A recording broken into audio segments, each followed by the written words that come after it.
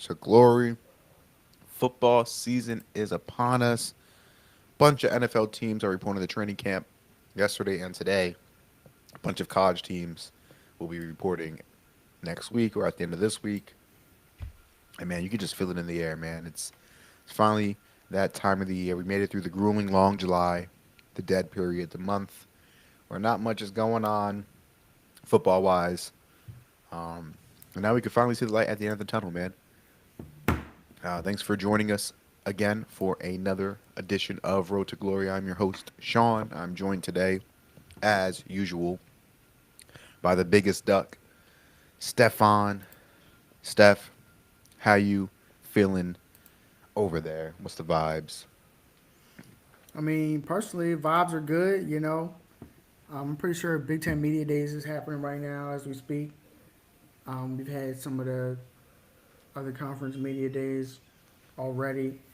Um, like you said, NFL training camp is starting up, which to me means that's the most annoying part of the year because not only are we in that dead period of summertime, basically not even having any sports really, um, and it's also that time because that annoying time because this is when everybody dissects every single video that comes out of people during practice.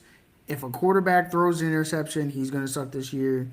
If a guy mosses a guy, that's everybody's just drawing conclusions, about that. It's like when it's like, this is practice. This is the time when you're supposed to make your mistakes. It's like AI said.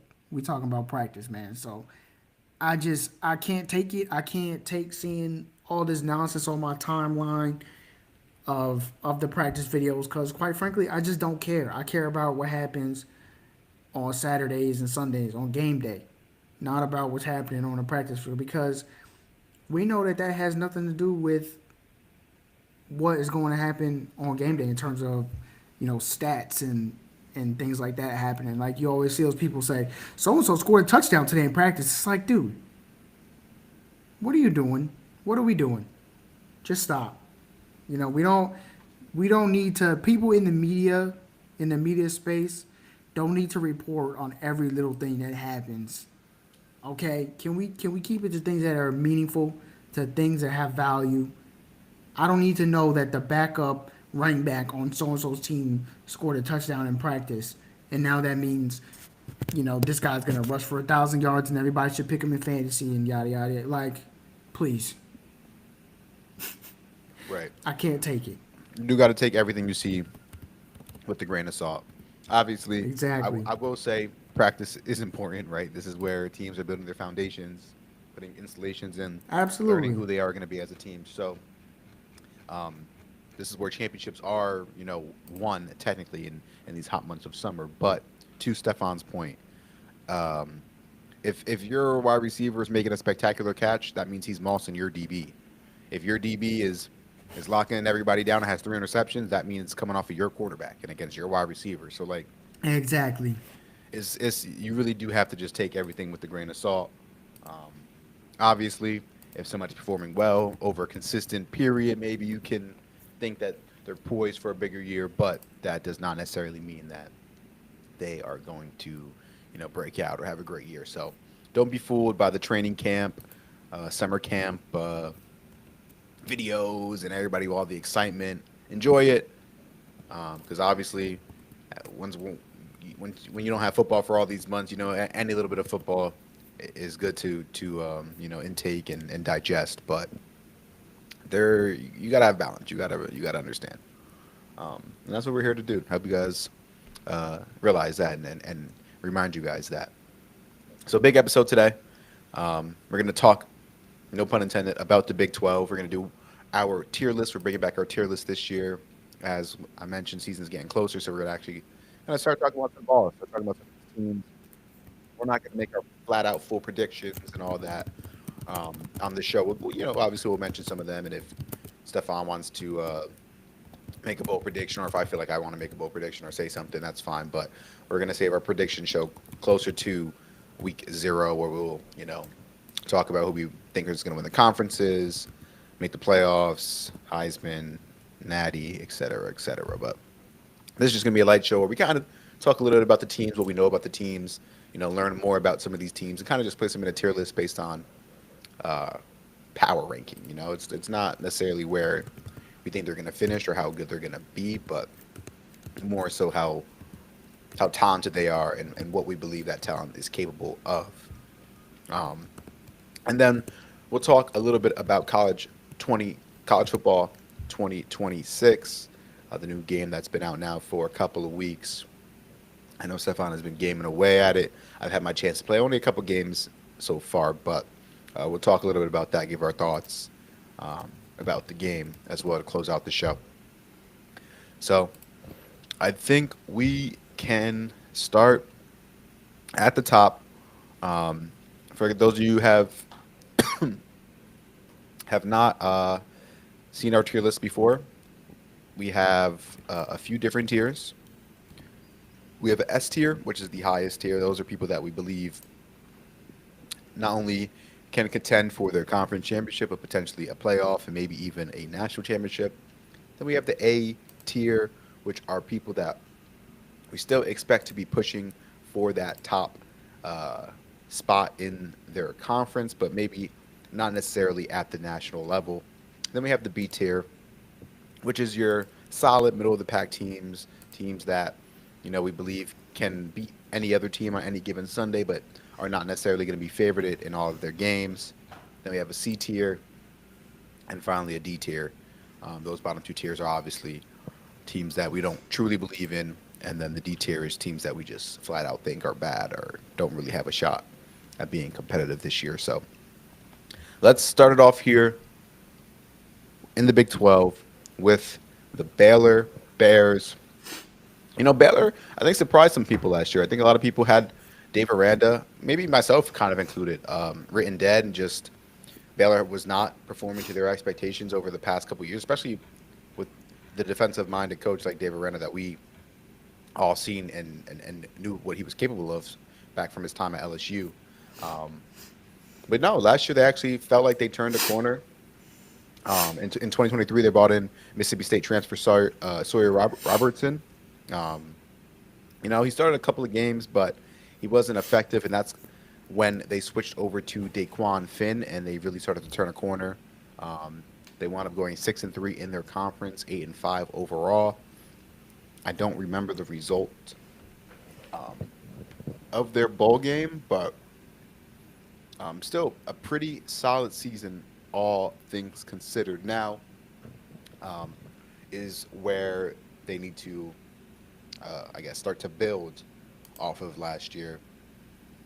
Obviously, Daquan Finn gone now, so Sawyer Robertson steps back into that starting lineup at quarterback, and I think that's going to be one of the biggest questions for Baylor is what are they going to get from that quarterback? Because, like I mentioned, Dave Aranda's coach team, you kind of know what to expect on one side of the ball, or you kind of feel like you know what the base level is going to be on one side of the ball.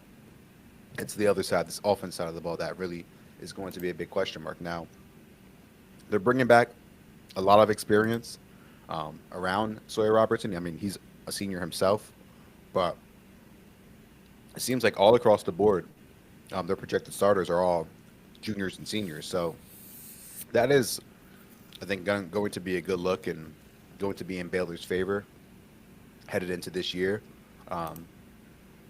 But I don't know if I'm ready to call them an elite team in the Big 12 or an elite team nationally. I think Baylor, again, is probably going to be maybe around this 8-9, hopefully, best case scenario, pushing for a 10-plus win season. But, yeah, I think Baylor is just a B-tier team, B for Baylor. Yeah, I'm gonna have to agree with that.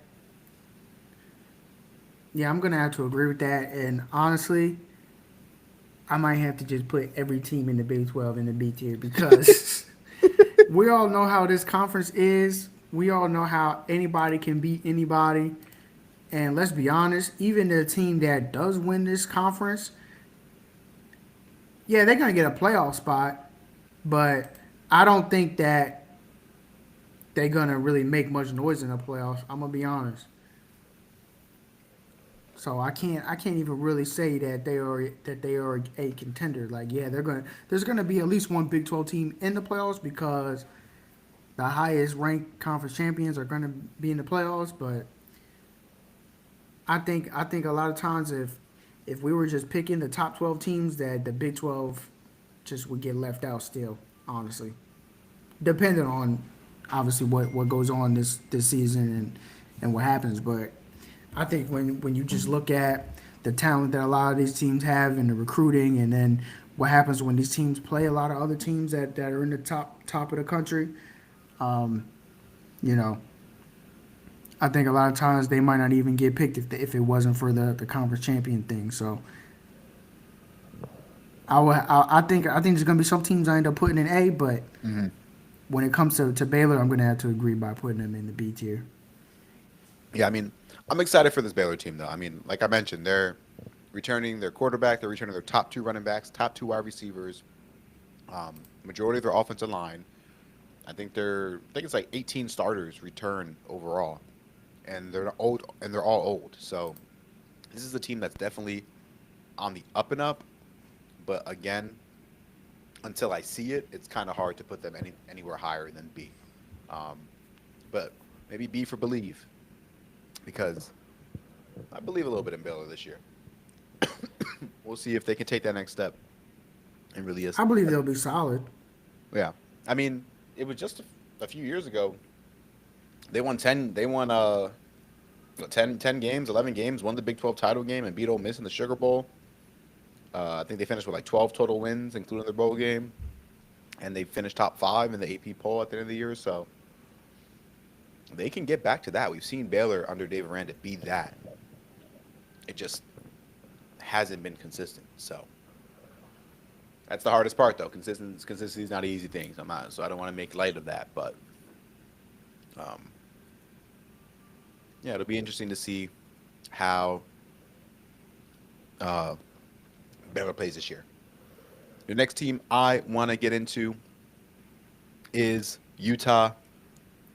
Obviously, past couple years have been plagued with an injury to their starter, Cam Rising, that just kind of totally, completely destroyed their offensive identity, as he really was their offensive identity.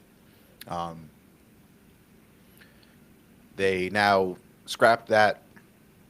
Obviously, Cam Rising is moving on, and they brought in a new offensive coordinator, Jason Beck, who was at New Mexico last year,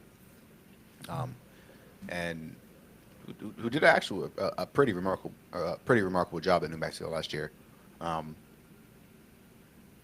They went from, I think, 27 to 34 points per game, with Beck calling the plays over there in New Mexico. So I think this new offense should be more well-rounded. I guess should just be more dangerous in general, especially with Devin Dampier coming in at quarterback now. Last year, obviously, who were the two quarterbacks that they were playing with? I want to say Ethan Garbers, but that's the UCLA quarterback. It was the true freshman that was basically a running back. What was his name? Let me see. Honestly, regardless of who it was, because personally, Isaac Wilson and yeah, it was Zach Wilson's little brother. yeah, Isaac Wilson, and it And was the other kid. I forget his name. it was just a complete disaster. Um, I wasn't watching much of that because I knew what was going to happen every week when it came to that team. I was pretty much done with the whole Cam Rising situation, and I was ready to move on. And quite frankly, I did. Like I wasn't, you know, Right.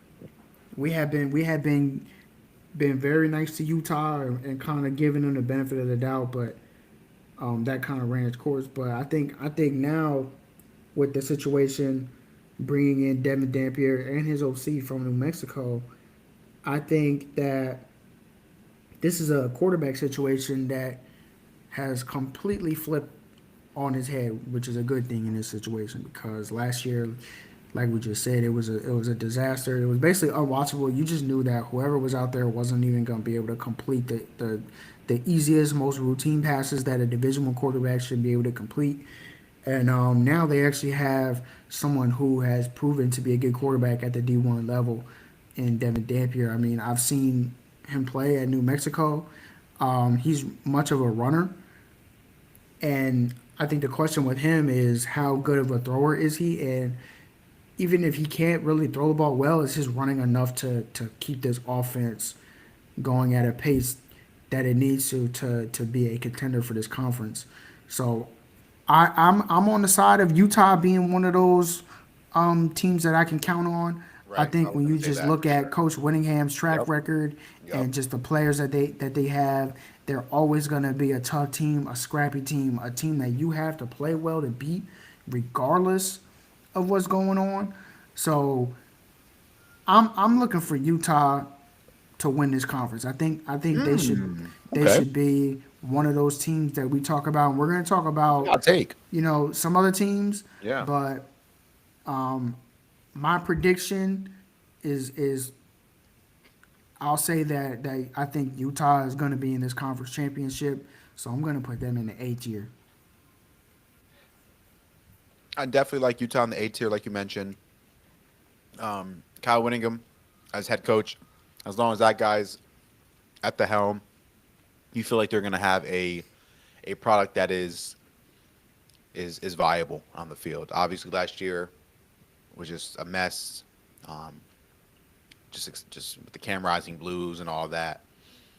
But like I mentioned, bringing over Devin Dampier and and what's his face? I just said his name. And Jason Beck from uh, New Mexico, where Dampier had 2,700 passing yards and 1,100 rushing yards and 31 total TDs. So this kid is explosive. He can make it happen with his feet and his arm. He's playing with the same offensive coordinator. Um, Utah is hurting at wide receiver, so much so that Nate Johnson, who was the other quarterback from last year, will be taking some reps at wideout this year. They lost Now he Dorian was Saint from 2 years ago. He was 2 years at ago. Vandy last year. He was at Vandy last year and went back to Utah. Right. Yeah, he Um, and he. I remember how bad he was because he could not. He seriously could not throw anything against. I watched their game against Oregon State in 2023. He couldn't do anything. Like seriously, 5 and out, skip the ball. Like there's no way. Like I don't understand how some of these people are Division 1 quarterbacks when it's like you can't even hit a 5 and out. That's why he's playing wide receiver. But he's a great athlete though. He's very fast. I think he's somebody that they could use like their gadget guy. Like if you get him the ball in space, he's a good player. But quarterback, no. yeah. So we'll see. It's a much improved quarterback room now with Dampier and the backup Isaac Wilson, who got a lot of important snaps. That defense should be solid as well. So yeah, Utah, I like them in the A tier. I think they definitely can push for a spot in that conference title game. I don't know if I would necessarily have them as a favorite in that conference, but definitely worth a spot in the A tier. I would say definitely a step above a team like Baylor. Although, like I mentioned, I think Baylor could potentially push for that A tier, depending on how they perform in this upcoming season. Let's move on to our next team, and that is going to be the Iowa State Cyclones. Um, Last year, they went 11-3, and they played in the title game, right, against Arizona State. Was it them? I think it was them because they were in the Pop Tarts Bowl. Yeah, and they won the Pop Tart Bowl too, right? Yeah, Yeah. there was them. Um, so coming off of a pretty impressive season, a season where they were in contention for a playoff spot all the way up until the end, where they lost. But this is just a team that I expect really to do it again. They're bringing back literally everyone. Maybe not everybody, but everybody. Um, they're super experienced. They have one of the top, most experienced quarterbacks in the country, especially in this conference for sure. Matt Campbell is still a fantastic coach, three-time Big 12 Coach of the Year, and led the Cyclones to their first ever 11-win season this past fall. So, coming off of his best year ever, I think there's a lot of momentum, and we talk about this all the time in college football, especially in college football. But continuity is important. Yes, this is the transfer portal era, and maybe eventually one day the transfer portal will be king. But it is still the top teams retain and bring back players that they know they can count on. The best teams are not built through the portal. And I think Iowa State is the exact kind of roster that you want to have to make a run at this playoff. I mean, obviously, like you mentioned, most of these teams here in the Big 12, once they get in, they may potentially be outmatched. But we did see Arizona State go on a little bit of a run last year, so got to be careful with that as well. But I think Iowa State is the first S tier Big 12 team. Maybe the only S tier Big 12 team, maybe not, but I would go ahead and put Iowa State in the S tier just based off of the returning production, the experience they have at quarterback, and just having one of the top coaches, if not the best coach in the conference. Yeah, I'm gonna have to put them in the A tier. Um, I don't think any team is really gonna be in the S tier in the Big 12. Honestly, I think Iowa State should be in the I think they're mix. S tier relative to the Big 12. I don't think they're S tier relative to the rest of the Okay, country. that's fair. I'm still gonna put them in A That's also fair. I respect that. because I just don't think I can really count on them to be that team that really runs away with this thing. I think this is a team that is always able to just lose that dumb game that kind of knocks them down a peg because we've seen it pretty much every year. Yeah, I would say health is a big factor when it comes to that. I think, especially last year, I know their defense was hurt towards the end of the year, and that really cost them in some of their losses towards the end of the year. And obviously, um, injury health is not something you can really like practice for, or you know what I mean. A lot of it is luck. A lot of it is just timing, and sometimes just things happen. But I think if they're healthy at the end of the year, they'll have a chance to prove you wrong and potentially, get over that hump. But I think from what we have seen in the past, you are 1,000% right that Iowa State is that team in this conference that always gets right to the finish line and then trips over a rock. You know what I mean? And it's like, bro, Exactly. so um, it is kind of like I mentioned with Baylor. Like, well, yeah, we see that the potential is there, right? But we actually have to see the potential be fulfilled. Um, which we did a little bit last year, like I mentioned, first 11-win season in the history of that university. Um, won their bowl game, so I do think they are ready to take that next step. I think if they're ever going to take the next step, it has to be this year. You know what I mean? Like, I mean, I don't think they're ever going to get a roster back um, at Iowa State. Maybe, maybe they might get more talent eventually, but just the culmination of talent, experience, culture. I don't think they're going to get what they have right now. But we shall see. So Steph has Iowa State in the A tier. I have Iowa State in the S tier, and like I mentioned, S tier relative to the rest of the Big 12 and to the rest of the country. Iowa State, like I said, is B plus, borderline A tier. Um, any other thoughts on Iowa State? I think that's it. All right. Let's get to your favorite team in this conference. Maybe my favorite team in this conference as well. No, it's not my favorite team in this conference, but it's one of my favorite teams in this conference. And the defending Big 12 champs, Arizona State, coming off of an incredible year that included uh, a playoff spot, a Big 12 championship in the first year, joining the Big 12, and a playoff win. You know, they were out there balling, man. I think Arizona's put a lot of people on notice that Kenny Dillingham has arrived and that his program, his team is serious and they want to compete and they want to play football. We talked about it last year. We talked about Arizona State a whole bunch last year, and just admiring their play style, their aggressiveness on both sides of the ball, their willingness to take risks and just not be afraid, the speed that they play at. Not necessarily that every single player is super fast, but every single player plays super fast. Um, and yeah, just a wonderful uh, uh, what's the term I'm looking for? Flash in the pan almost, because I don't want to call them one hit wonders because I believe they can continue to build on that. But that's what that was. It was a one hit wonder season, but it was great to watch. It was great to enjoy, and I'm looking forward to see if they can, you know, carry that over. Um, Obviously, bringing back probably the key to that roster being Sam Levitt, um, maybe the best quarterback in this conference, top one of the top quarterbacks in the entire country.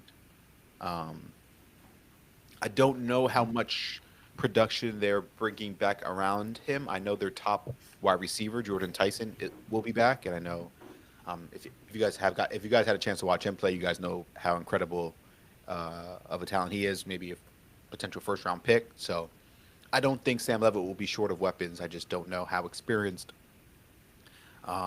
the team around him is. Unfortunately, I'm not too familiar with their roster, but um, let me go ahead and see. I can find 17. So they bring back 17 starters, um, which is very, very solid.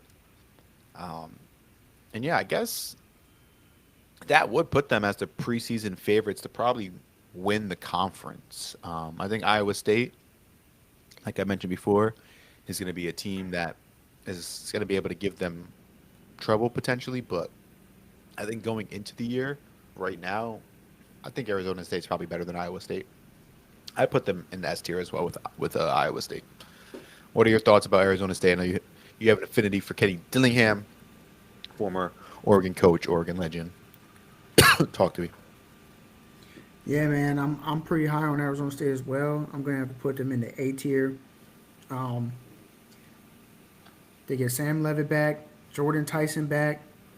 So this team stays healthy. I think this is going to be the other team in the Big 12 championship going against Utah. So that's my prediction for the Big 12 championship right there. Arizona State versus Utah.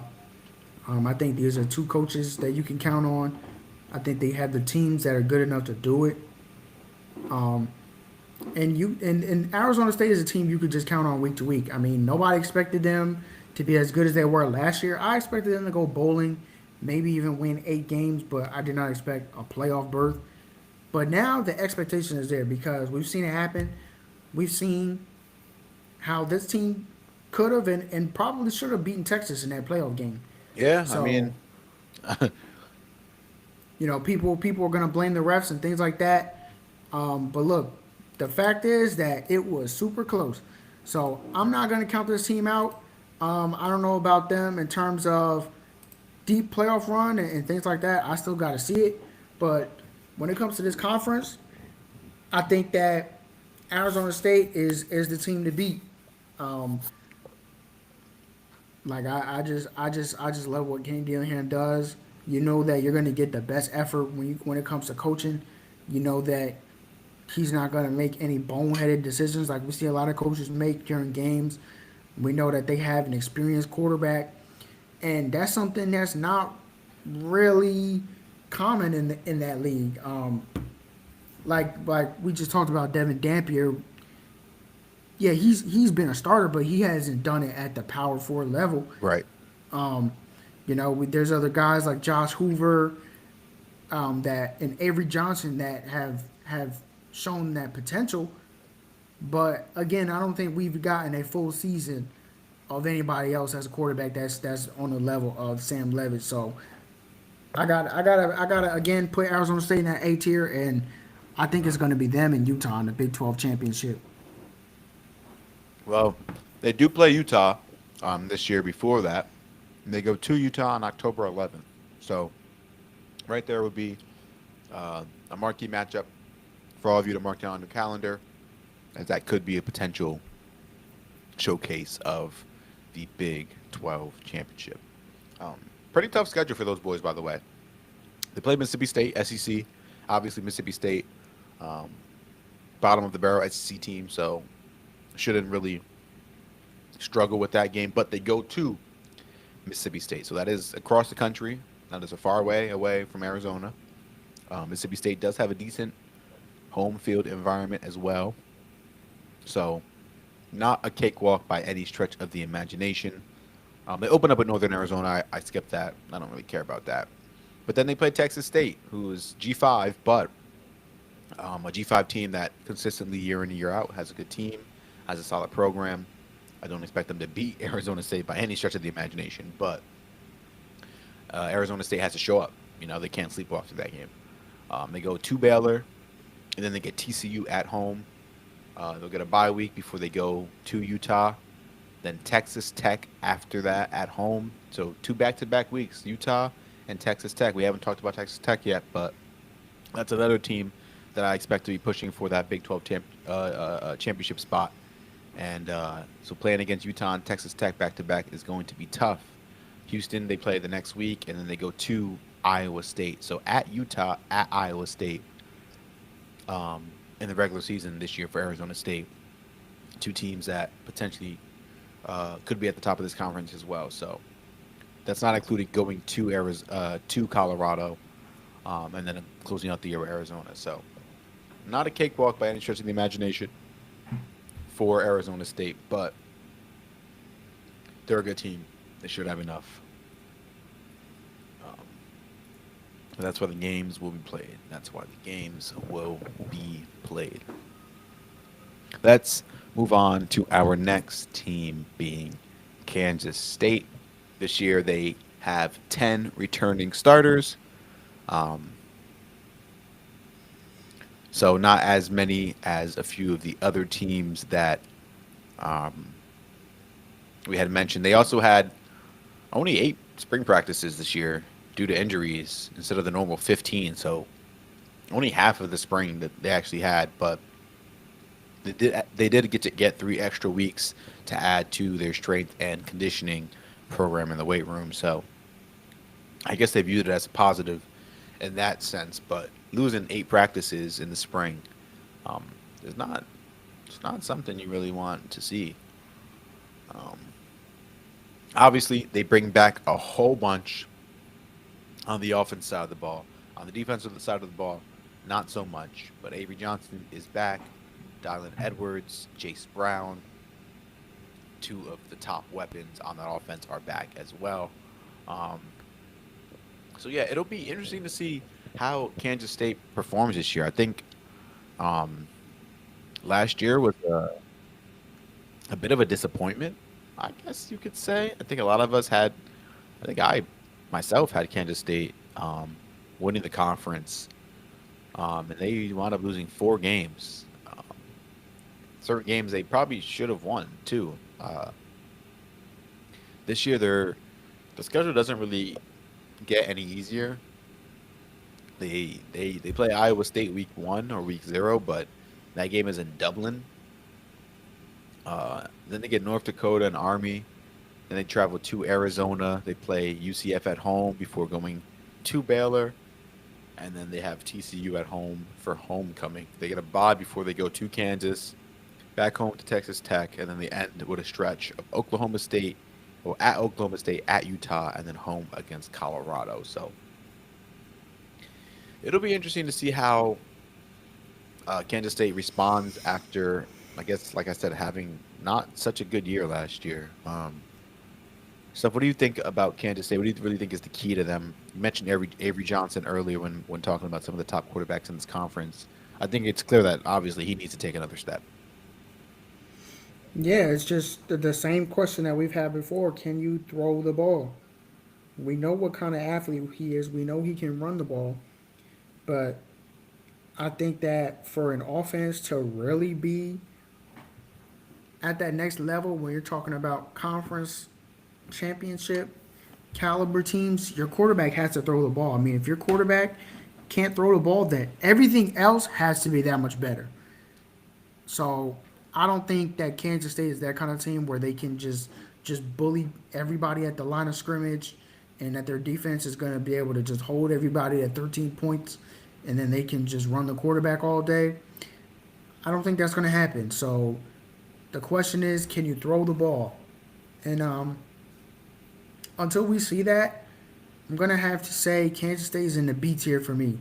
I think they're at the upper end of that B tier. I think they're always one of those teams that is solid and good, and they upset somebody, and then they end up in that conference championship. But I think right now, I'm gonna have to put them in the B tier. I think they're still gonna be a solid team. I don't think they're gonna be bad. I think they're gonna go bowling. I think they might even win 9 games again. But You said B tier. yeah, Yeah, I'm gonna I have to put agree. them in the B tier. I think they're maybe borderline A. I think maybe not. I think they have some things I like about them, but I don't like you said. I don't think they have enough. Like if you're not going to be great at what their identity is, then you have to be great everywhere else, and they're just not right now. And I'm also interested to see Dylan Edwards. Obviously, I think anytime you have the opportunity to have a backfield mate like Giddens from last year, that's going to make life easier on you. Just one more person, one more body for them to have to prepare for during the week. Now that Dylan Edwards is going to be the main guy taking the bulk of the carries, how is that going to affect him? Is he going to be as explosive? Is he going to be as dynamic? Is he going to be able to go through a whole season being running back one, taking all those hits? Um, I believe he would. I don't see why he wouldn't be, but that's just something that I am going to keep an eye on um, as the season progresses. And as we progress, let's continue to progress here with Texas Tech. Texas Tech is one of the more interesting teams coming into 2025. It feels like every single year we pick them as the sleeper team in the Big 12, and then every year they do exactly that. They sleep and they win. They won like 8 games, 9 games, and then we're like, well, they were decent, but like they never do anything more than that. Well, this year obviously bringing in the number one portal class, spent a whole bunch of money on their past recruiting class and this current recruiting class as well. So Texas Tech is making big moves um, in the talent acquisition business, bringing in all those experienced starters, lead them to having 21 returning, and I put that in air quotes, starters, not returning starters necessarily from Texas Tech, but returning starters from a different program. So it is an experienced team. They're just not experienced together, and that could lead to some issues.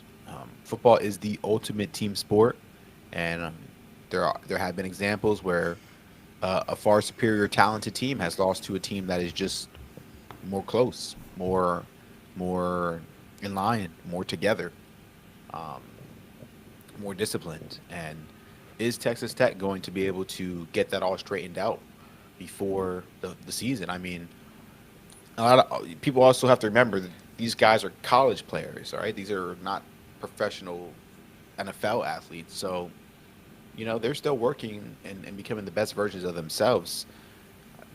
The communication might not always be there. I mean, and this is a communication heavy sport. I mean, you think about the defensive backfield, for example. How is Texas Tech's defensive backs? How are they going to mesh? How are they going to communicate um, once they start seeing different packages and different route combinations and things like that? Offensive line, 5 = 1. How is the offensive line going to communicate? How are they going to move together? How are they going to block together?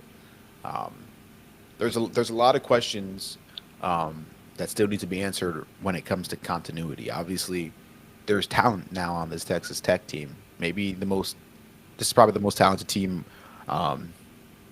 Joey McGuire has ever had in Lubbock. Um, but talent doesn't necessarily mean win. That's not how it translates. You have to be a good team, not just a bunch of good players, a collective of good players. That won't do anything for you. With that being said, I think the Big 12 is the perfect conference, to to take advantage of maybe not being completely there when it comes to camaraderie, teamwork, completeness. Like you mentioned, most of these teams are similar skill level. So week to week, you're going to be playing against an opponent that you probably have just as much talent as, or in Texas Tech's case right now, maybe more.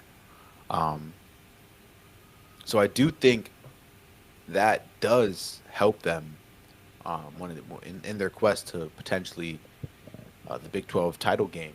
But I would also like to point up that Tech is just 6-10 on the road under Joey McGuire, and they have to go to Utah, Arizona State, and Kansas State on the road this year. That right there could potentially be 3 losses. Some of the toughest environments in that conference. Some of the toughest environments in that conference. Just missing BYU. So I I don't know. I think talent wise, they're pretty clearly A tier in this conference, but with the same thing with Baylor, we kind of mentioned it's all about potential, and we haven't really seen anything else besides 8-5. So, what are your thoughts? I just rambled a lot on that team, but what do you think about Texas Tech? I think Texas Tech hasn't done a goddamn thing their whole entire existence of being a football program, besides the time when Mike Leach was there. Patrick And how Mahomes. long ago was that? 20 years ago. Patrick Mahomes went like 5-7 at Texas Tech. He didn't do anything. Like him himself, he was good. Yeah, individually, Patrick Mahomes was good in college. I mean, he had that game against Oklahoma where both teams put up like 700 yards of offense. But as a program, this program hasn't done a goddamn thing ever. Besides that one little time that I talked about. So I'm just at a point where I'm not even gonna hype this team up. I'm not even gonna buy into any of this Texas Tech talk that other people in the media are gonna be doing, talking about this player and that player and portal class and this and that. Listen, man, this is a team that has to pay way more money to get the same players to get them to go to Lubbock because nobody wants to freaking go there. Okay. I'm gonna put them in the B tier because again, I have to see it. We hear about the talent, Right. but they've never put it together. This team, this team is more likely to fall flat on their face than to even make the conference title game. And after all that, I think they're going to be an 8 or 9 win team, and they're not even going to be in the conference championship. After all that, that's what I think is going to happen. I think they're going to beat the teams that they're way better than, but like you said, they have those games, those tough away games. I think there's going to be some losses right there, and I think they're going to lose a dumb one because that's just how this conference is. They're going to lose to one of the bottom feeders in this conference, and it's going to completely ruin everything. That's what's going to happen.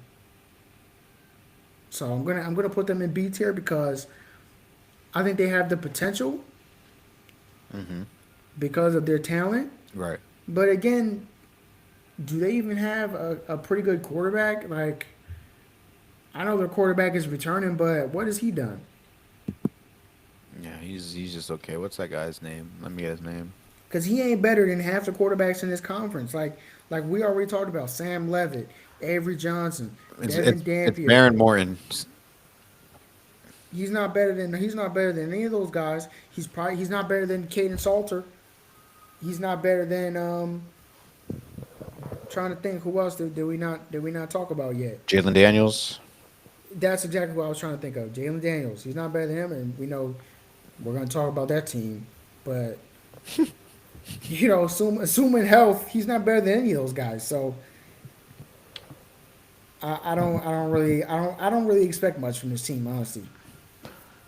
Yeah, I don't either. I think once again they're a sleeper in this conference, and they could go on and win it. But yeah, I like them in the B tier as well for now. I think similar to Baylor, they can maybe punch up to A tier eventually. But going into the season, I like them at the B tier. Let's keep it moving with the next team being TCU.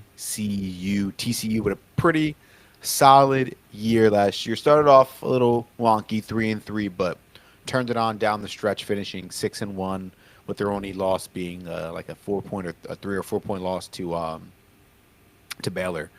Um, they returned 14 starters, including their quarterback, so solid amount of production coming back. And they also, Coach Sonny Dykes mentioned they only took 10 players in the portal, just showing how confident and comfortable he is and they are about the current roster. He called it the deepest team that they currently, or that he's had. I think talent wise, I can agree to an extent. I think this is a talented team. Um, but again, this is another team that has had talent in the past and has underperformed. They've also, similar to Baylor, we've seen them we've seen them go higher than Baylor. We saw them win the Big 12. We saw them get to the Natty a couple years ago. Um, now, we all remember what happened in the national championship game. Um, so maybe they don't want to remember it, but they were there, and this team was punching well above its weight class at one point. I think they do have a chance to get back to that this year, except they have the toughest schedule in the conference by far now. Obviously, um, schedule matters when it comes to predictions, not as much when we're doing a power ranking um, like we are now, but I do want to bring up their schedule just because it is so difficult, and I think it is going to affect how good they are this year. I mean, I think this is a team that may be better than what their record shows by the end of the year. They started off at North Carolina. Um, we'll see how that goes. North Carolina may not be that good. I mean, just because they got Bill Belichick doesn't mean they're going to be a good college team, even though he's who he is. But maybe they will be. I think they're going to be a solid team. I mean, he's a good football coach, so I think he'll have UNC ready to play. I just don't know what they're going to be as a program moving forward. But uh, after they travel to North Carolina, um, week one, they have a bye and then a cupcake before heading, or I guess playing SMU at home. Another team that was in the playoffs last year, obviously losing a lot. SMU is, but still should be a tough out. Then right after SMU, they travel all the way to Arizona State to play the defending Big 12 champions. And then after a bye week, they are rewarded with Colorado. And then after Colorado, they had two Kansas State, back home for Baylor, two West Virginia, bye week, and then they end the season with the stretch of Iowa State at home, at BYU, at Houston, and Cincinnati at home to close it out. So play two ACC teams out of conference, SMU, North Carolina. One of those teams being in the playoffs last year, the other one of those teams having the greatest NFL coach of all time on, I guess coaching the team, and then a tough stretch of away games, Arizona State, at Kansas State, at BYU. Um, so it's gonna be tough. It's gonna be tough for TCU.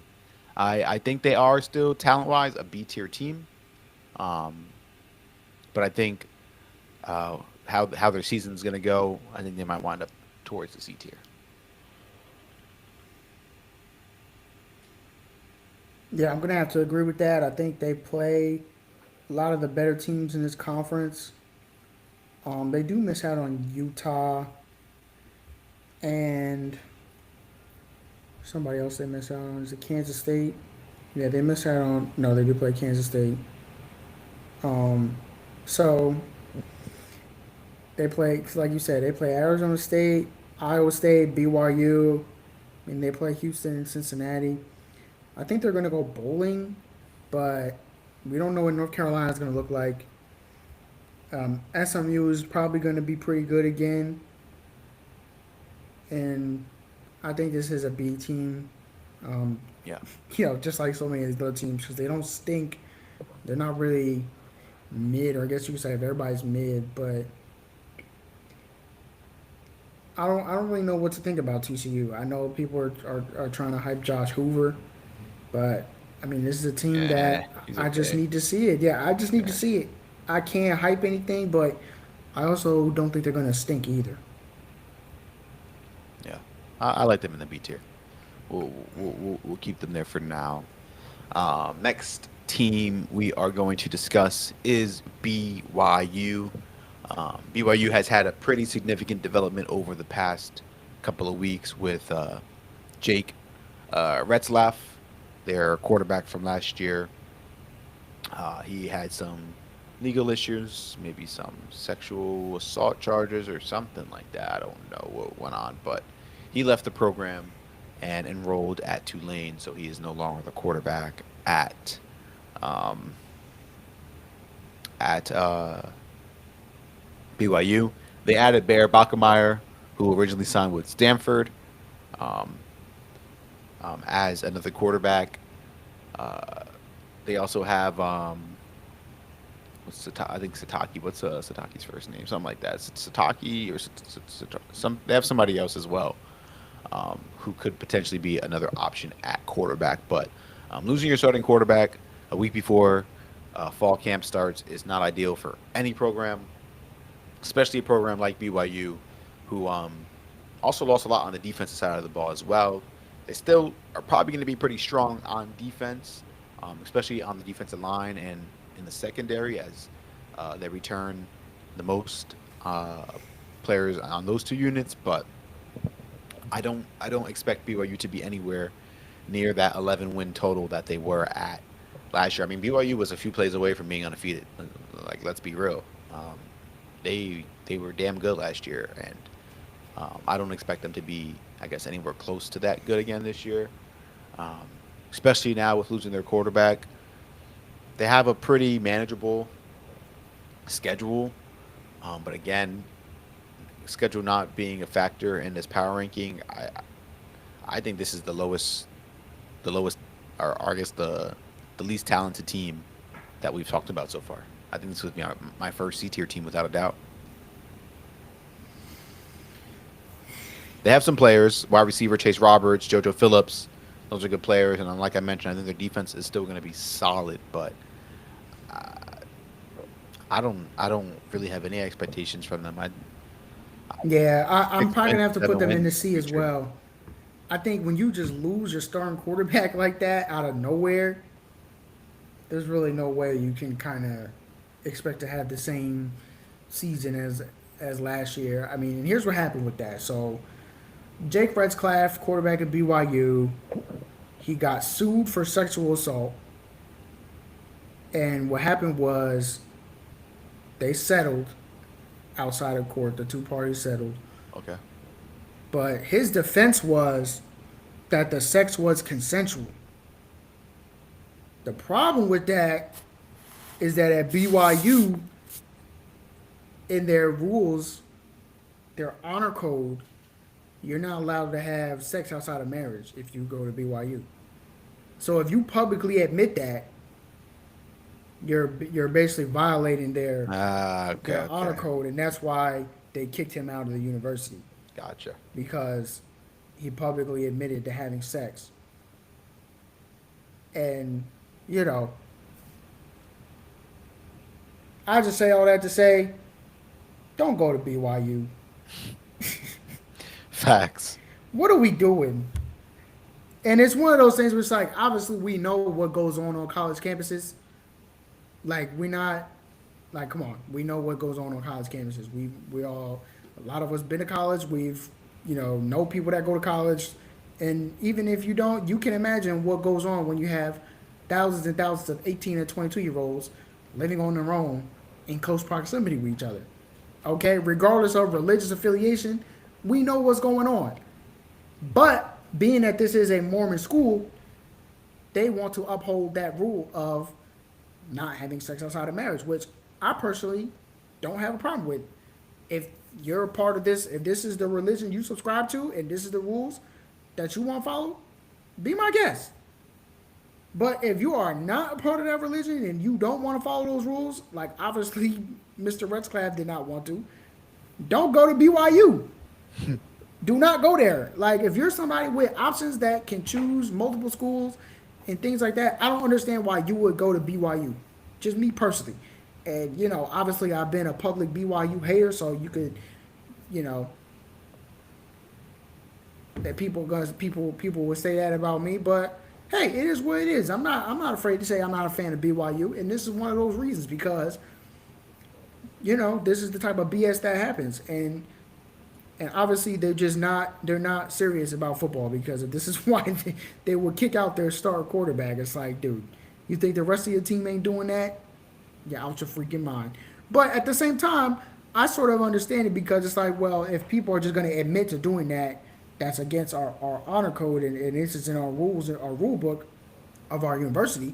Then, and if we allow that to happen, then we basically don't have any rules. So, the rules have to apply to everybody, regardless of sports stardom and things like that. So again, I get it, but I'm saying as somebody from the outside, why would you go to that school? Like, I'm not Mormon. I would never I wouldn't go to a Right. Mormon school. Like I would seriously I probably wouldn't go to any religious school if they was if they make other people have to follow the same rules. So to the point where we've heard certain rules about different schools where you can't hold hands in public, you can't wear flip flops, about whatever school you want. There's multiple schools like that we can think of Yep. and name, but it's like if I'm just here, I'm just trying to go to class and do my thing. Like I'm not trying to deal with all that. I'm getting in trouble because I'm wearing a tank top outside. Like that's ridiculous. So I guess I just don't understand why you go to BYU, but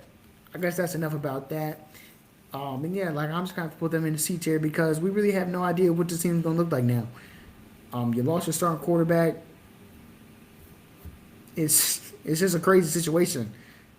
Super bizarre. I don't know if I've ever seen a headline like this in my entire life.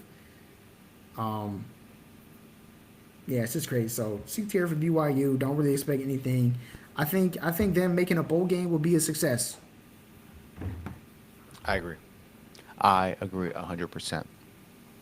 This next team we are going to talk about is a team that I think might surprise a lot of people. It's a team that I have just, I guess, been reading about, learning a little bit about, but um, Cincinnati. Cincinnati is a team that, had a not so great year last year, finishing 5-7. But this year they look to bounce back and to improve on that. And I think where they start the most is with their returning production. They return 18 starters, making them one of the more veteran teams here in this conference, including their quarterback, Brendan Sorsby. They're about four deep at running back. Their top wide receiver from last year came forego the NFL to come back to college. They also added a bunch of transfers, one from UAB, I think one from Wisconsin as well.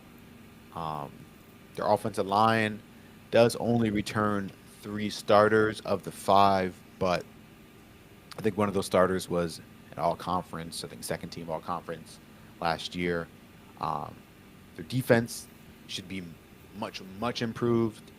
Defensive line, they should have about 6 to 8 players that can rotate, play for them this year.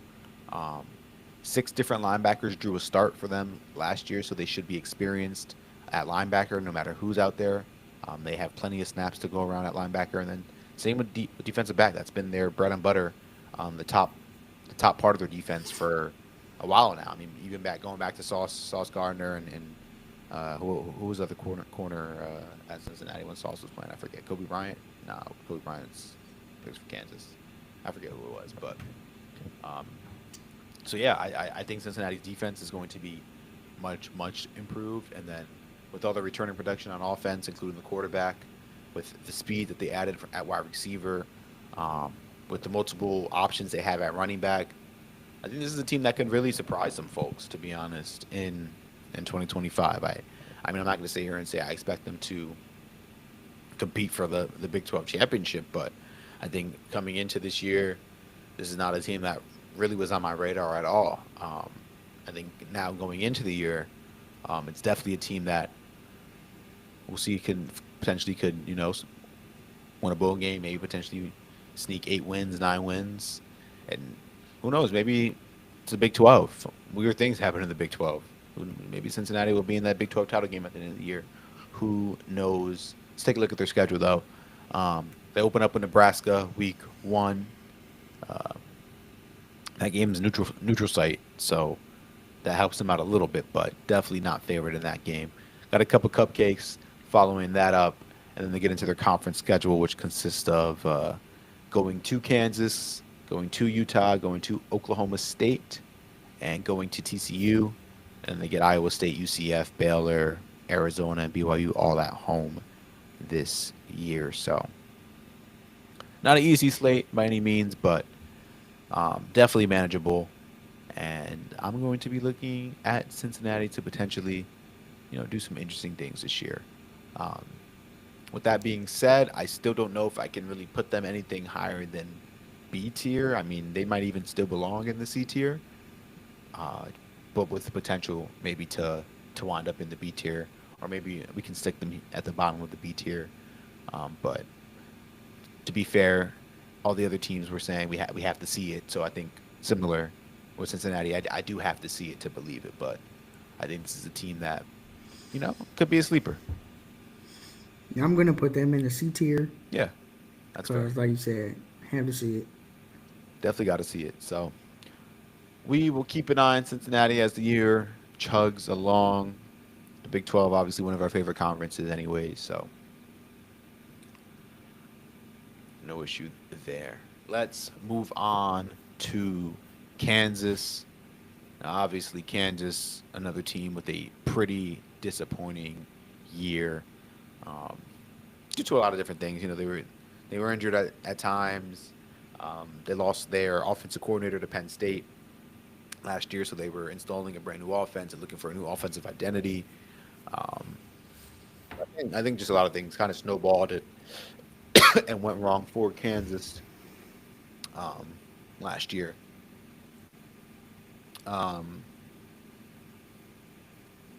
the only thing about Kansas, though, is they lost a lot of players, man. They lost a lot of players. And they lost like 30 seniors. Um, I think it says here Kansas has lost the fewest scholarship players to the portal, which is good. But despite that, only 10 starters are back from last year's squad, um, because of how much people left or graduated. Jalen Daniels, he's back. That is the key. That's been the key to their team. Um, Back when they began to rise. Um, but outside of him, I don't know how many people on that side of the ball we know are proven and that we can count on. Um, I don't know if you know anybody else on that side of the ball. It used to be Devin Neal. Now Devin Neal obviously off to the NFL. Um, Daniel Hishaw will be the starting running back.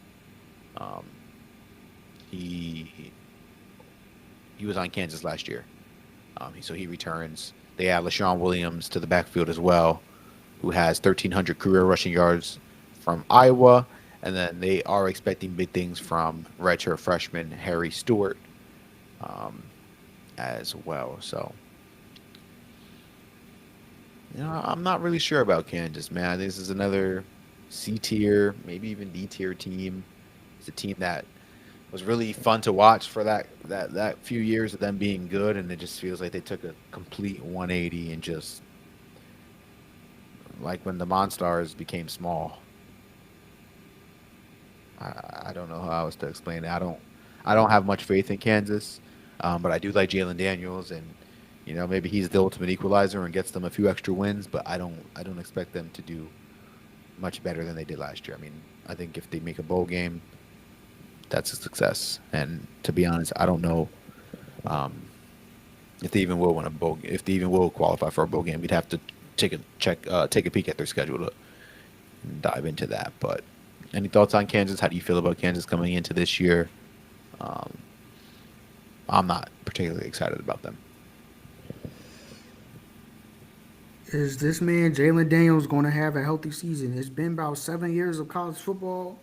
You one of the last of these COVID players still hanging around. We've never seen a full season of football from this man, bro. Like I'm tired. Like I'm tired. I'm almost done with Kansas, bro. I'm almost done with this team. So I'm gonna keep them. I'm gonna put them in C tier because they did go 5-7 last year. They did go 5-7 last year. We know that they had good quarterback play. They wouldn't have had a 5-7 record. They probably could have won 8 games. I mean, they smacked Colorado at the end of the year in that crazy game. But I just don't understand what the issue is with this whole back tightness thing. Like, dude, you can't stretch. You can't warm up. What is back tightness? What kind of injury is that? Yeah, I don't know. I mean, I will say back pain is one of the worst pains. Like I'm from a when your different back era, is bro. when your back is cooked, you can't do anything. But Bro, I'm from a different era. I don't know. Back tightness? Tightness? I didn't. Come on, man. What is that? Everybody's got a tight muscle, man. What are we doing? Like, I'm tired of hearing about this. Like, I don't want to hear no back tightness no more from this man. They just don't play football then. Because you haven't played in about 2, 3 years, anyways. All right, let's keep it moving then to our next team being Houston, the Cougs. I think I think Houston's a pretty interesting team to be honest. Um, Obviously, uh, some change ups to their coaching staff as they brought in a new defensive coordinator, Austin Armstrong. They also brought over a new special teams coordinator, Chris Couch, as well as a new offensive coordinator, being Slade Nagel, who was an assistant for Willie Fritz at Tulane from 2016 to 2023, being OC in the final year. Um, Obviously, Willie Fritz, former Tulane, former Sam Houston coach, the coach that led Sam Houston to back-to-back FCS title games, led Georgia Southern to the Sun Belt title game in their first year back in 2014, and even the first bowl game ever. So, some major shakeup and staff changes on the offensive and defensive side of the ball. Um, but when it comes to returning production, um, it's just okay. They do return 16 starters, but that's if you do include uh, the people that they brought in from the portal. Obviously, last year, Houston's calling card was their defense, as they held teams to only 76 yards per game, um, below average. And I think their offense should, remain pretty strong and continue to take a next step. They're bringing over Connor Wegman from Texas A&M.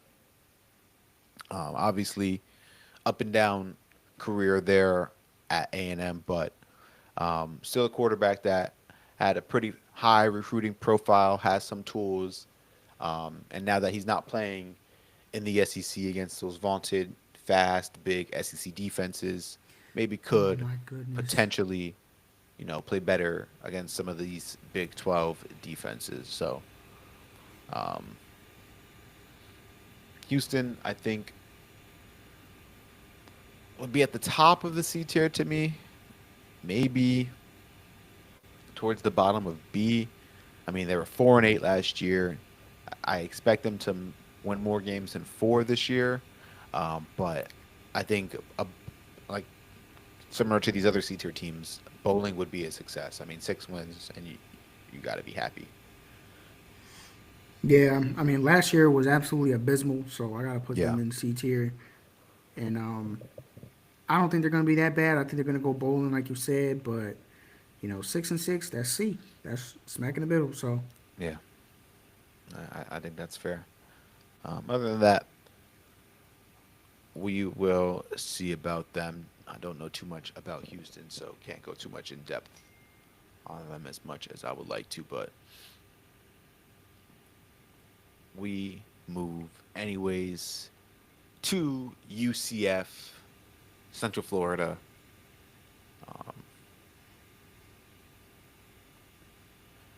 Interesting team. Interesting team. Obviously, they went 4-8 last year after being very hyped up before going into the season. I'm not going to say any names, but there's only one other person on this podcast. Anyways, they went 4-8. Gus Malzahn got fired. He's now over at Florida State, and Scott Dumpster Frost. fire. You said what? I said another dumpster fire. Yeah. And now Scott Frost has returned to his home country. Probably should have never left to begin with, but I guess in the moment, grass ain't always. Anyways, Scott Frost is back now. New OC is Steve Cooper, who was an assistant at Nebraska for 4 years. He was an OC at Portland State in 2015 to 2017 and at Maine in 2023. Although Scott Frost will be the play caller. The new DC is Alex Grinch. Pretty talented DC. He's most known for being DC at Wisconsin in 2024 and previously at USC 2022, 2023. That's why Steph is laughing. He was also at Oklahoma in 2019 and 2021 and Ohio State in 2018. So that is the coaching staff that has taken over. How many players are they returning? They're returning 4 on offense and 6 on 4 offensive starters and 6 defensive starters, and they're returning 21 total players. So UCF, new look, new coach, new era. You still hyping these boys stuff or what? What's going on? No, this is probably gonna be my only entrance in the D tier. Pause. I don't really expect much from this team. I think going bowling would be a huge success. And I'm not really a big fan of retreads, man. Like when Scott Frost was the coach, that was a long time ago, man. 2017, that 2017 season was in a completely different era of football. That was pre NIL. That was smack in the middle of the 4-team era. Things are just so much different now. I do think that was a huge mistake going to Nebraska, but it's a different era. Like the Right. competition is different than you were playing at UCF back then. I mean, UCF was in what, the American? They were in the G5 conference back then. Now you're playing a tougher level of competition. It's much harder to recruit now. I don't really expect much. I can't, and it's sad to say. Like I root for this team personally. I hope they go 12-0. Like I root for this team. I will wear UCF gear, but looking at it objectively, you hired Alex Grinch as your DC. I mean, that man is a terrorist. Okay, Osama bin Laden, terrorist. This is what we have to watch on Saturdays. It's terrorism. Okay? I mean, that's the only way I could describe it. Because every week I'm terrified for what's going to happen. Watching an Alex Grinch defense. I mean, we saw USC quit mid-game when this man was DC. I mean, did we all just forget that? This is what I'm talking about when it comes to these coaches. Because I'm like, listen, I don't care who's friends with who. That's why I don't know. I don't know if Scott Frost and Alex Grinch are friends or if they came up together or what the deal is. But this is why you can't go by the good old boys club and just go off of who's friends and who's connected, because this is what happens. Why would you hire this man as your defensive coordinator? You know what? Maybe he's going to do the opposite of what he did before, and that will probably make you way better. Because And that's sometimes that's all you have to do. Just don't do what you did before. Do something else. And that will improve things. Because what we've seen in the past was just dreadful. It was awful. Every single week you knew that other team was putting up a 50 burger. Okay? It didn't matter who it was. Because on that day, they were Superman. Okay? It didn't matter who it was. That quarterback couldn't throw, that day he could throw. That running back was slow, that day he was fast. That offensive line was Swiss cheese? Well, nope. Not that day. So I can't really Yeah. expect anything from this team. I mean, they don't even know who their quarterback is. I'm pretty sure it's going to be Ja'Cory Brown, but No, it's gonna I be. I think it's gonna be the Indiana transfer, Taven Jackson. okay. If it's So Ja'Cory Brown, I promise you, if Ja'Cory Brown is their week 1 quarterback, man, look, and listen, we got some TPS family on this UCF roster now. We got to remember that. Um, listen, and it, and look, that's their best unit. and The D-backs I are was probably the UCF's best unit, to be honest. and I was rooting for UCF pre TPS family, mind you. Like I'm always like I wanted UCF to be a successful program. You know, I've always been on here saying that's the best program in Florida. You know, but I have to be objective. I can't just sit here and say, oh, they're going to do this, they're going to do that. I actually don't think that, and I root for TPS family. You know, um, I hope they go 12-0. But when you have Alex Grinch as your defensive coordinator,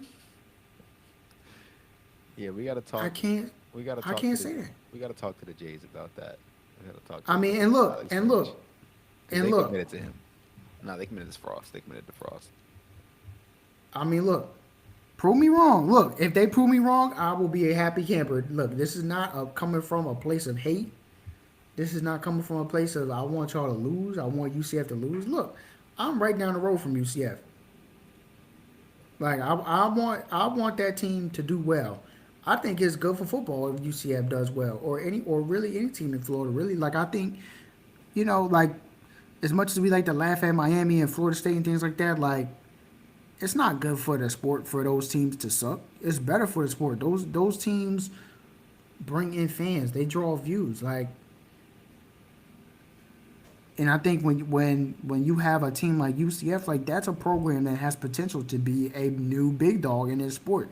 So I don't want them to be bad. I think them moving to the Big 12 was a huge opportunity. But if you upgrade the competition, you have to upgrade the infrastructure. You have to upgrade the players and the coaches around that to be able to compete. And I don't know how Scott Frost is going to do.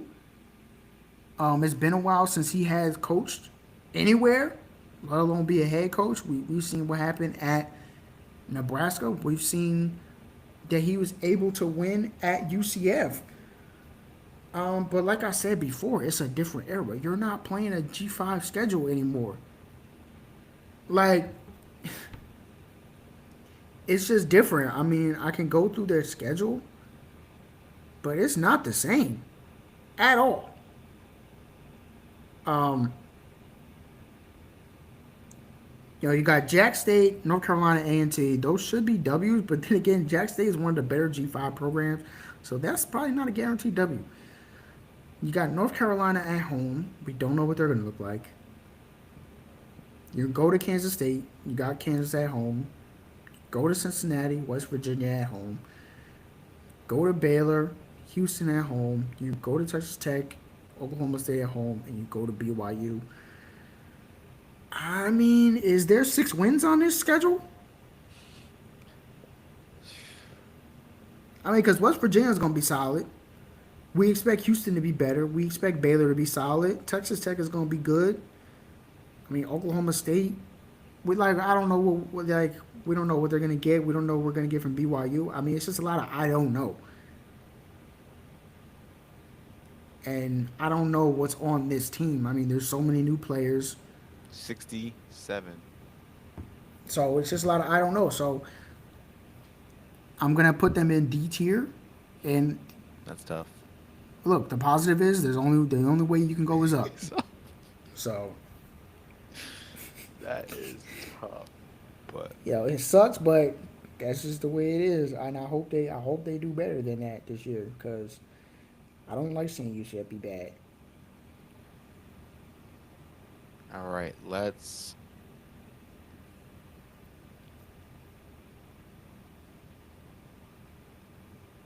let's move forward to our next team. Like I said, my personal favorite program in this conference, Colorado, the Buffs.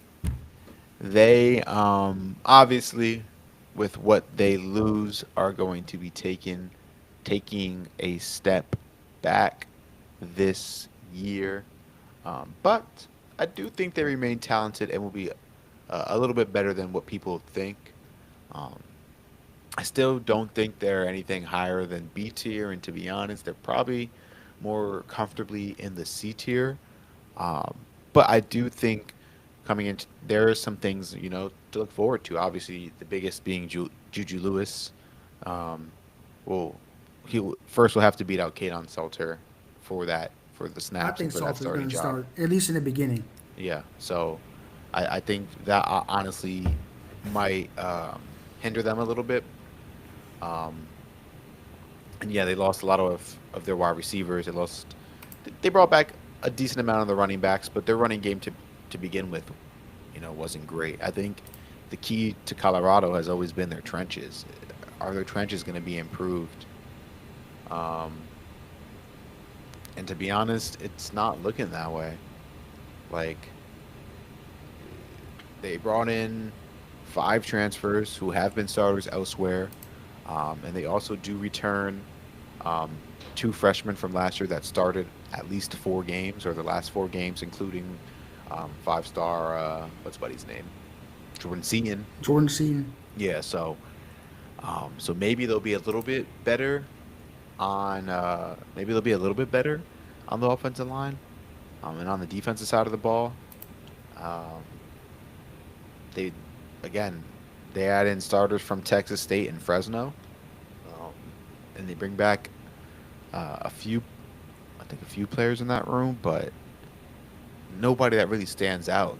They'll be veteran at least, but no one that we're talking about preseason. Now, obviously, all of this is subject to change as the season begins, as training camp. Like, obviously, players are going to step up and for all these teams. So, but right now, yeah, it doesn't show that.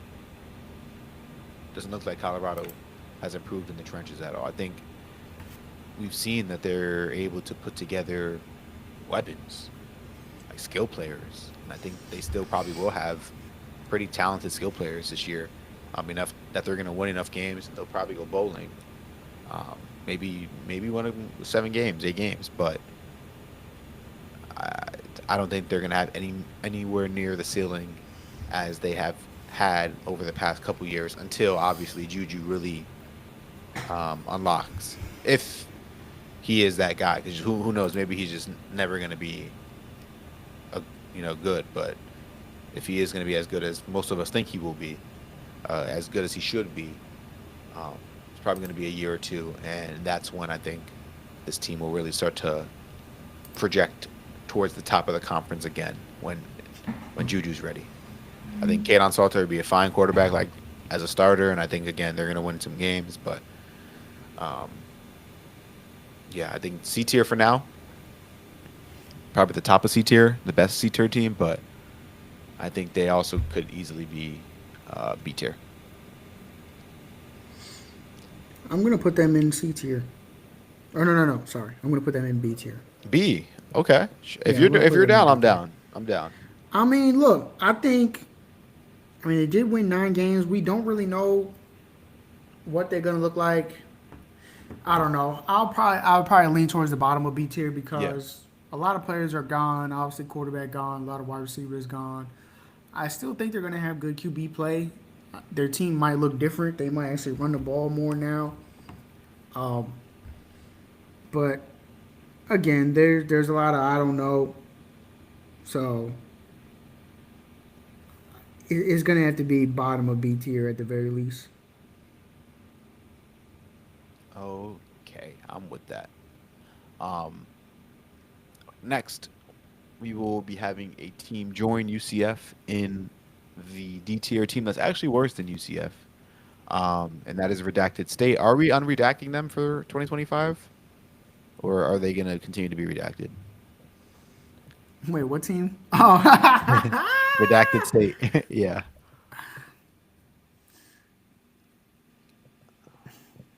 I don't know. We should unredact them, but they definitely staying in that D tier. Yeah, they're bottom D tier. Um, they're trash. They brought in 36 new players from the portal, a new offensive coordinator, a new defensive coordinator. They're basically a brand new team. Um, I don't have any expectations for them. Mike Gundy was a fine coach recently. Doesn't seem like he knows what he's doing anymore. Um, so we'll see if he can get his team back on track. I don't expect them to win many games or to contend in the Big 12 this year. Obviously, they brought in, let's see, who were the hires? The new OC is Doug Meacham, who was the tight end wide receiver coach for, at Redacted State um, from '05 to '12. I mean, from '05 to 2012, and then spent 2020 to 2024 at TCU as the wide receiver coach. And the new defensive coordinator, oh boy, is Todd Grantham, who spent the last 2 years as the defensive line coach for the Saints, but is more well known for his defensive coordinator jobs at Florida from 2018 to 2021, Mississippi State in 2017, Louisville 2014 to 2016, and Georgia all the way back in 2010. Um, so yeah, Todd Grantham at DC, that doesn't really give me much faith for this to work out, but not much to talk about. Don't even really get to talk about the rosters, the players. I don't know any of these guys, anyways. So let's just move on. We have two more interesting teams to talk about, anyways. Although I don't know if Arizona's that interesting. Arizona's in the D tier as well, man. It sucks. They're pretty bad. I They're mean, just bad, and it's gonna be even worse without Tedero McMillan. but yeah, but they got Nova Fida. He's back, right? He ain't all that, man. He's not all that, but like, I think he'll help raise the floor. Ah, nah, you're right. They're probably gonna win like 4 games. Yeah, they're going to the D tier. I can't even try to like convince myself. You know what I mean? Yeah. All right. Finally, we have the West Virginia Mountaineers. Um, big changes, obviously, with familiar face rolling his way back into town. Rich Rod returns to be the head coach where he has had his greatest success as a head coach. Um, like we know, led um, West Virginia from 2001 to 2007 to a 60-26 record, led them to 6 straight bowls, had players like Pat White and what's his face? Um, why am I forgetting his name? Come on, Steph. Tavon Austin? West Virginia. Yeah. Yes. Sorry. I was like, I couldn't think of Tavon Austin's name for a second. I was like thinking, I kept thinking somebody, but I don't know. I kept thinking, but anyways, he is back in the town. Obviously, he was at Jacksonville State last year. We all saw what he did at Jack State. I think they won the Sun Belt. Are they in the Sun Belt? What conference are they in? They Who? won Jacksonville State. Yeah, I They think they're in the Sun Belt. they won their conference, right? They went like 9-3 or something, 10 wins. I don't remember, but um, yes, Rich Rod is back into town, and you know, this team has some expectations. I don't think they're necessarily fair expectations, right? I think even though he's coming back to a place that he once coached, I think just like any other coach, he needs to be given this first year to really kind of reset the culture, get his players into the program, um, and things of that nature. But if I'm not mistaken, um, no, they don't. Okay, I would say they only return 10 starters, so not a super um, whatchamacallit, experience, or maybe they are experienced, but they just don't have a lot of continuity. But um, I don't know. What are you thinking about West Virginia? I think they should be solid, but I don't know if they're going to be anything higher than 7 wins. And I'm putting them in the C tier. I mean, I'm not, like I said before, I'm not really a fan of the retread thing, man.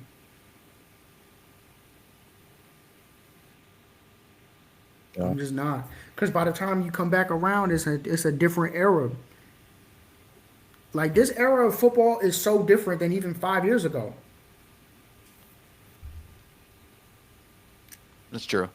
I mean, their running back room is going to be strong. They bring back Jaheim White, who led the team in rushing. They also bring Jalen Knighton over from SMU, um, as well as a few other players in the transfer portal. Um, I think their wide receiver room is going to take a step back, but I think West Virginia feels good about what they have internally. I just don't think any of us know about it yet. I really just think it comes down to their defense, and I don't know much about their defense. I know they had a good defensive backfield, but again, I don't know much outside of that. So I'm okay with putting them in the C tier. I think they're a team again, similar to maybe like a Cincinnati that can punch up, maybe end in the B tier or a tier higher. But yeah, I think C tier is fair. And with that being said, that would wrap up our tier list. Let me run down my tier list again for you guys, and then Steph, if you want to go through yours. Um, I have Arizona State and Iowa State in the S tier. I have Utah in the A tier. I have Kansas State, Baylor, Texas Tech, TCU, and Colorado in the B tier. Cincinnati, West Virginia, BYU, Houston, and Kansas are in the C tier, and then UCF, Redacted State, and Arizona are my D tier. Yours is pretty similar, except Arizona State and Iowa State are A tier, right? Yeah. All right. Let's then switch gears real quick. Talk a little bit about college football 26. Steph, I know you've been grinding away at Dynasty online matches and probably just exploring the game in general. What are your initial thoughts, your overall feedback, anything you want to see in future updates or things that you really like? Um, the floor is yours. Yeah, I've since the game has been out, kind of had more time to just play, and I think it's been a pretty big improvement over 25. I still haven't played Road to Glory, but like I've said before, that's not really something I'll play, even though that's what this podcast is called. But in terms of the actual gameplay, the quality of life stuff they did in Dynasty, the menus and things like that are just so much more smooth to click through and navigate. I really love how in depth the gameplay is. Just the amount of plays that have been added is just crazy. Especially on defense, there's a lot of things like the updated formations, the updated depth chart, having Mike Sam Will edge players, even having your D tackles and nose tackle. You have your slot receiver. You have a gadget slot. Just way more in depth for those football junkies to really play around with. And I think that it's just been a blast so far. Just in my various dynasty leagues, my solo ones and my online ones, it's been just super fun to just experiment and play around. I haven't even made any custom playbooks or anything like that yet, which I plan to do in the next few days. But it's just been fun, really, getting used to the new gameplay. I think like I said, it's been an improvement over 25. I don't think it's perfect or anything like that. There was still a lot of bugs and things that I wish games would just release finished. That's something that if you're into video games, it seems like it plagues the gaming world. Like no matter how big the company is, it seems like it happens more with the big companies actually, because they're the ones that are getting pressure from the investors and things like that to release these things. But it's like you're just screwing the customers over because the game is not finished. It has bugs. It needs to be polished. It needs more testing. Like, especially when you have a game that's on a yearly cycle like this, it needs to be finished when it first releases because not everybody is a football junkie like me where I'm going to play it, right? Like, it would have to be super terrible for me to really give it up. But like, there's so many people that I come across that are more casual. They're like, "Oh, it's bugged out. I'm not buying it. Oh, Road to Glory doesn't work. I'm not buying it. Oh, this doesn't work. I'm not buying it." Which is fine. Like, that's their opinion. It's their money. You spend it how you want to spend it. But that's what I'm trying to say is like you have to cater to these people as well. Like, these people are not going to put up with your BS. Right. So that's something that is super annoying. And yeah, like I don't play video games like I used to, so I'm not playing every AAA release that comes out and things like that. But I know what happens with all these games. So imagine people that play video games all the time. Every time a new game comes out, they play it, pop it in the system, and it's bugged. It's bugged to no end. You know, for the first month and a half, the game is out because they're still trying to iron things out and put out patches. And that's annoying to some people. It'll turn people off. So I totally get that. But in terms of the actual gameplay, I think it's an improvement. Um, I haven't seen any game breaking glitches or bugs personally, but I know they've been going on because we all see the clips of things that happen on the internet. But you know, I've seen certain things like where people complain about Dynasty where you have a starter that transfers from your school because of playing time, which they said they're going to patch in the next few days. But it's BS like that. Like, how does that even happen? Where you have this whole deal breaker mechanic in the game and it doesn't work right, and it's like when you have something like that, it can completely ruin something because the whole point of it is to make the challenges right. Like if you have, a player you want to keep on your team, he may not be as high of an overall as another player, but you still have to play him so that he doesn't transfer and you can keep Yeah. him for the next Crazy. year and the year after. So it's things like that. Um, that really can kind of make or break somebody's experience. But I will say this, like there's been good things about the deal breaker dynamics. Like um, in my solo dynasty that I've been doing, I've been using Charlotte, which they're like a bottom of the barrel G5 team. Right. They're not very good in real life. Don't really have a fan base or anything like that. So I've been having fun rebuilding them, and I've had the classic like player that you get that goes off and that transfers. Like I literally got a 4-star wide receiver. I don't remember if his deal breaker was playing time, but I was playing him, and as a true freshman, he caught for like 1,300 yards, transferred. There was nothing I could do about it. I tried persuading, but it was like low, and then he still left. But that's realistic for a G5 team, right? Because we see it all the time. A guy's pop and then they transfer. And that's one thing that I've really been enjoying is like how active the transfer portal is every cycle. Because in 25, because you played, the transfer portal would be pretty good like the first 2 or 3 years. But then once the the real life players were gone, Let's go. it was terrible. Yeah. Like you wouldn't even be able to recruit any of the higher ranked guys, which Exactly. is dumb because when it's portal, like you can just recruit anybody. Like they shouldn't be completely locked out, even if you're not Instantly. in their top. Yeah, even if you're not in their top, you should still be able to offer them and hit them up like in real life, where we hear about when players hit the portal and then they get tons of offers like people flooding their phones the first day.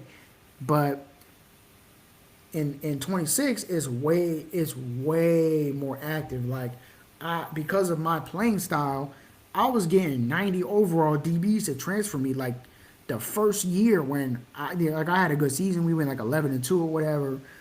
But because of my playing style, I had people transferring that left big schools come to my school, and they was 90 overall because of my play style.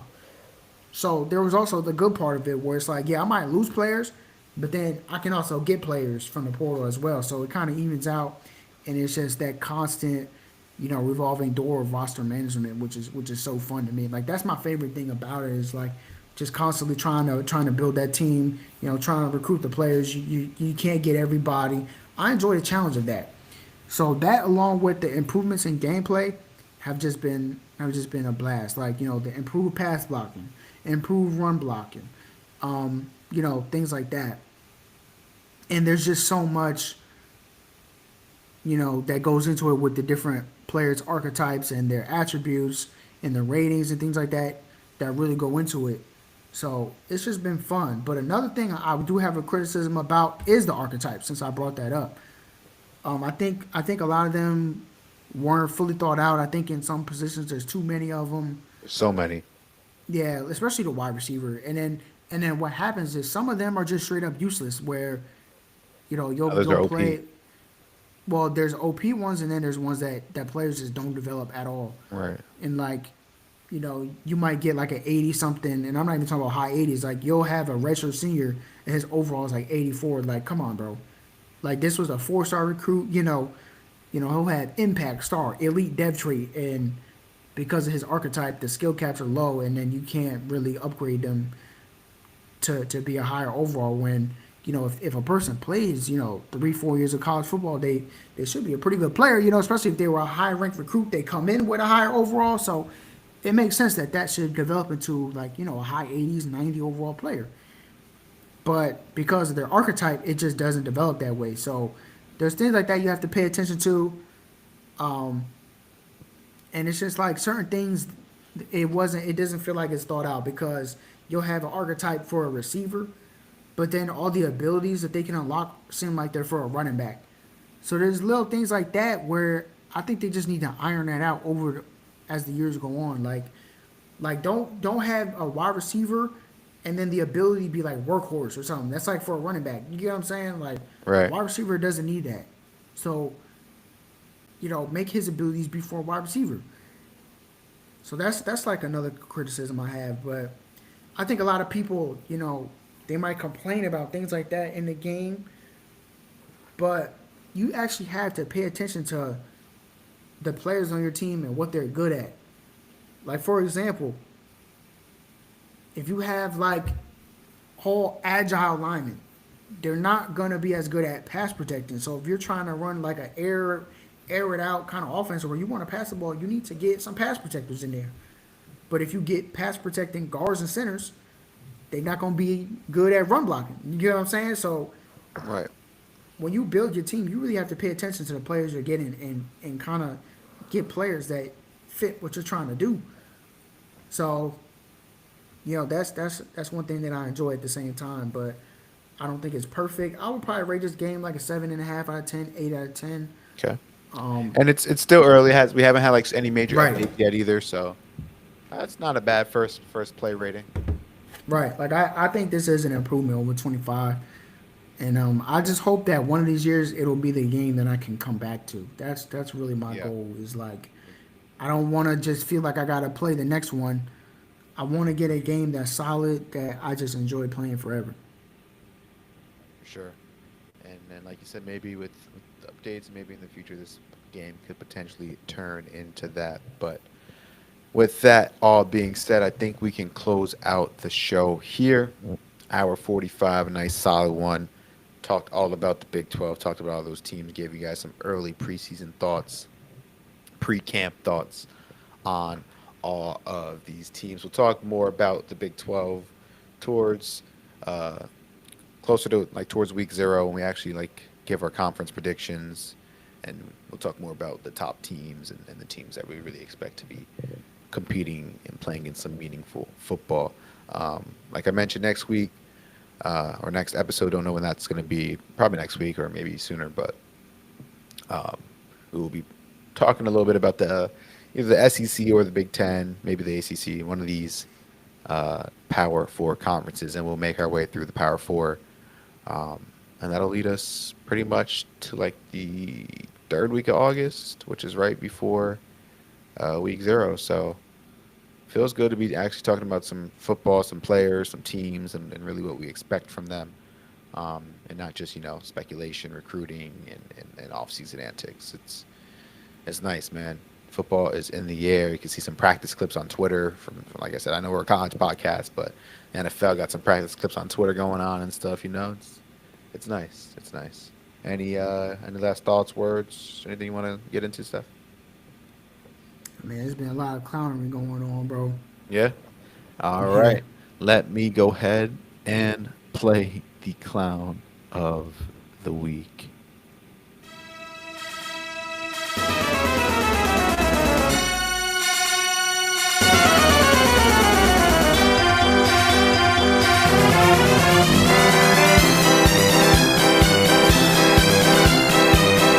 It's everybody's favorite segment. It is Clown of the Week. And it's been a couple weeks, a couple episodes since we've had a Clown of the Week. So I'm excited to hear what you got for us, Steph. The floor is yours. Take it away. Who is your Clown of the Week? I mean, we were being nice to Colorado today, but right now I got to point out some clownery surrounding the Colorado football program. Head coach Deion Sanders, I don't know if you've seen the statement talking about how he thinks players should get fined for the uniform and things like that. It's like, bro, I would like first of all, coaches will be the number one person to say stop worrying about what you're wearing, and I think that should be the rule you follow. Don't be worried about what other people are wearing, especially when all this drip and stuff like that came from you. Right. Like, you're prime. You're literally like the number one, like, show. Like, what? Like, The flashiest player to ever exist in football, the wearing showman of all headbands on the showmen. neck, Right. wearing wristbands on top of the shirts and all type of stuff like that, elbow bands on top of the shirts. Come on, man. You was the one that started half of these trends, and now you trying to shut it down. Listen. You might not like a player wearing they pants all high, but guess what? If that's how they want to wear it, that's how they want to wear it. And if I think somebody is doing some clownery when it comes to the outfits and stuff, I'm gonna point it out. Just like that fool on Texas from years back that had like 60 bands on his arms and legs. I know you know who I'm talking about. So listen, this ain't. I'm not saying that people ain't above criticism, but saying there needs to be a rule and fines for it is just dumb. I've never been a fan of it in the NFL or NBA or any other professional league. I get that they have a vision that they're trying to, Right. I'm all for show, uniformity, but like, but they're also allowed to do that because they're all under one league. Now it would be different if you say like, okay, the Big 12 should enforce things, but conferences just don't have that power because guess what? You're not an employee of the conference, so you can't say that until you say the players are employees. Now, if you want that to happen when players are employees, that's fair. But I'm still call you a clown for it because I just think it's dumb. Like, why are we even focusing on that? Like, we worried about people pants and stuff like that now. Like let the children have fun at least. Like, it's one thing to be trying to have grown men wear uniforms, but we talking about 18 to 22 year olds. Come on, man. Let them wear the freaking bands and the knees all high and all that. Like, listen, it's ridiculous to even be, pointing that out.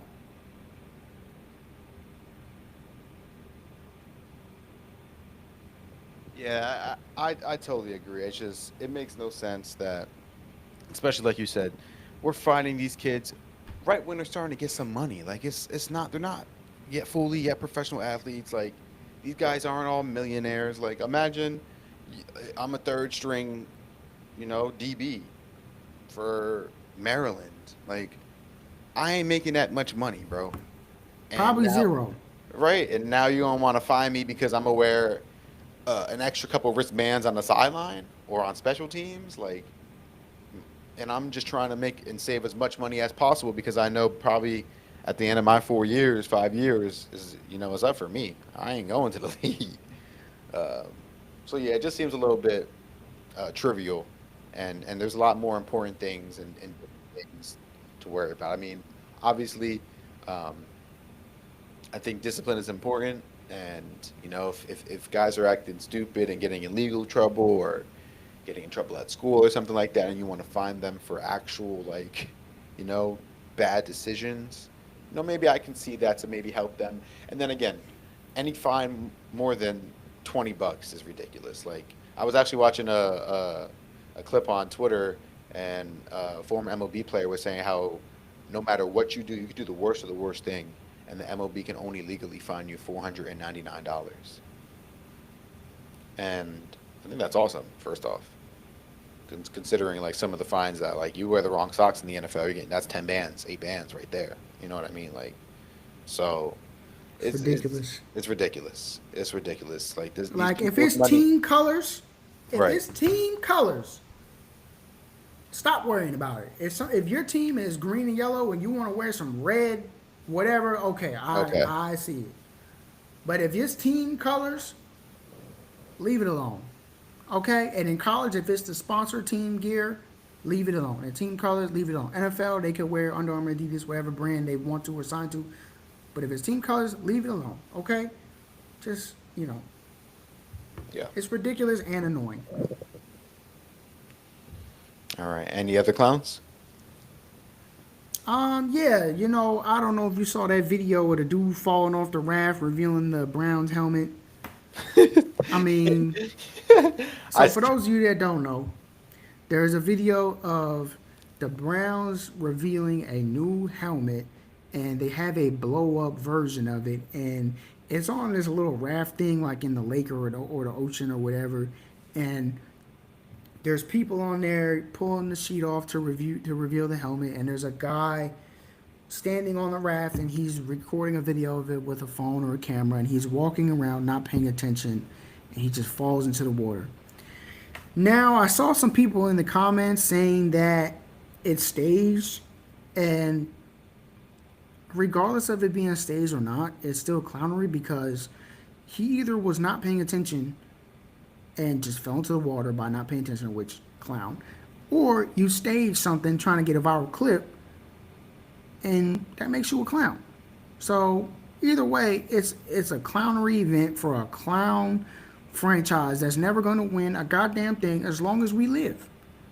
I honestly, the way I feel right now, I feel like the sun is going to blow up and life on Earth will cease to exist before the Browns win a Super Bowl. Yeah, I'd have to agree. I really would. Um, they're horrible, and they always will be. The Browns is the Browns, and as a Steelers fan, it just makes me happy. It really does. A lot of joy. All right then. A third clown, or are we closing out there? I think that's in regards to football. I saw a video of a guy riding a bicycle just run straight into a car. He was looking down, not paying attention. And there's also that headline of a guy who was wearing a metal chain that got sucked into an MRI machine and died. So, Yeah, there's a I heard some go details ahead. about that. Um, that the guy wasn't told him. Like, there's some. I don't necessarily blame the guy as much as I did at I first. do, I do because first of all, we know how MRI machines work, Well, and from we all know he account, might not have known, to be honest. from I mean, it's an old man. You got to know something. And it's like, from all accounts that I've seen, it was like, well, there's a million signs all over the place when you're around these MRI things that say no metal, and that you basically have to go into another room, like a locker room, to make sure you remove all your metal before going into the MRI room. And apparently, he went there with no permission, and he's wearing a giant metal chain, and you got pulled in there and freaking died. Like, I can't feel bad for that. Just dumb behavior. This is like, survival of the fittest, Darwin's theory, right? Yeah, I that's can't. definitely tough. There's no cure for stupid. I think we end the show there, to be honest. Like, Oh man, we're excited to be back, talk real football. We're excited to be back in the actual season. Uh, we'll have weekly episodes from now on for you guys, and during the season, you guys will be getting 2 episodes per week from us. Super excited to get back into that. Um, Make sure you guys follow us on Instagram at the Pigskin Live. Um, yeah, and other than that, make sure you guys like, subscribe here on whatever podcast platform, whether that's Spotify, Apple Podcasts. If you leave us a rating, 5 stars, or a like, a thumbs up, it really just helps us with the algorithm, helps us grow, helps us get this podcast out to maybe other people that would potentially enjoy our content. And if you think you know somebody that might enjoy our content, man, do us a favor, shoot them over the link, shoot them over the URL or whatever, and maybe they'll give us a listen. We'd also appreciate that. So we'll catch you guys next time. Until then, peace.